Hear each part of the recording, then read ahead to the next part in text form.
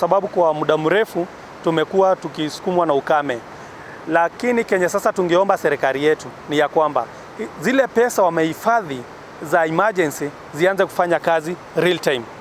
saa hii, kwa sababu tunajua kuna nyumba mingi na maboma mingi zimeathiriwa na mashamba mingi zimeathiriwa na hii mvua kubwa ambayo inanyesha, na si kitu mzuri ya kwamba pesa ziwekwe kwa account ati zigojee miezi 3 ama miezi 4 zifanyishwe kazi mvua ikiisha. Hizi pesa tunaamini kama nyumba yako imefurika leo jioni, kesho asubuhi chifu wako anakupa pesa ili uweze kutafuta mahali pengine pa kuishi, ili tuweze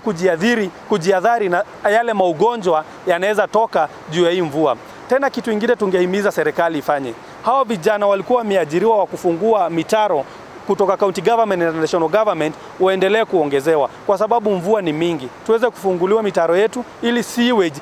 na karafat ili kuacha kufurika kwa town zetu na sewage ziache kuingia kwa maboma za watu. We as an organization will be joining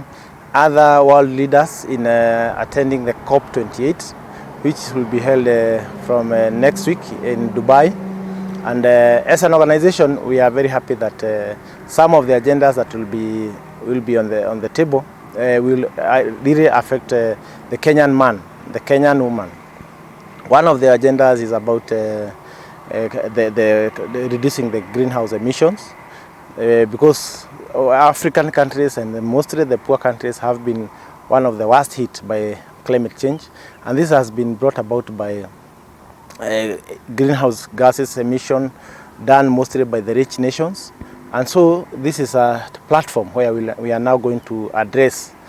sit down with each and everyone and talk about how are we going to address the greenhouse emissions and how are we going to compensate the poor countries that are suffering most, and like the rich nations which are emitting most but they are not suffering as the African countries.